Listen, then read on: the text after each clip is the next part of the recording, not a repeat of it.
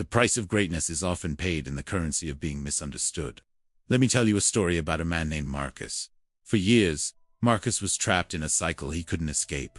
He worked 2 jobs, a day shift at a warehouse and a night shift at a diner.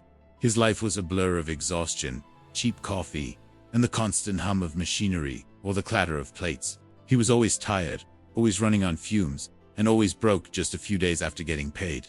One evening, while clearing a table, he struck up a conversation with an older gentleman, a regular customer who always sat alone, reading a book. This man, a retired millionaire, noticed the weariness in Marcus's eyes. He looked at him and said something that would change Marcus's life forever. "Young man, time is the only thing the poor spend and the rich invest." That sentence echoed in Marcus's mind. He went home that night, not to his bed, but to his small, cramped desk. He looked at his reflection in the dark computer screen. Spend or invest? The choice was his. That night, Marcus made a pact with himself. For the next 6 months, he would disappear. No more late-night hangouts with friends. No more mindless scrolling. No more weekend parties. He would invest his time. His life transformed.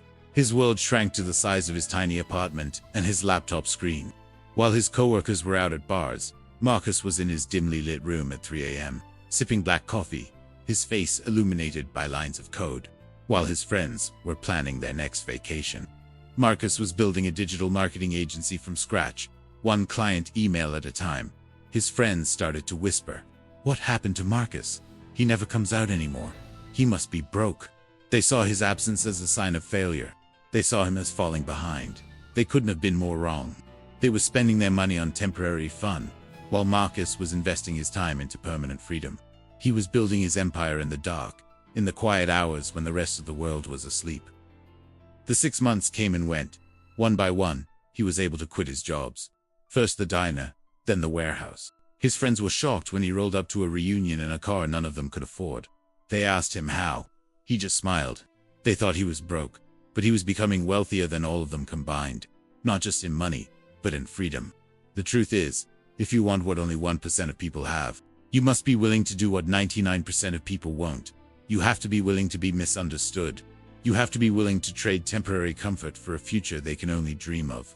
The work you do in private, when no one is watching, is what will be celebrated in public.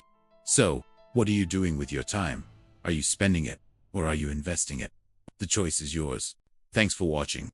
If this story resonated with you, hit that like button and subscribe for more content to help you build your dream life. See you in the next one.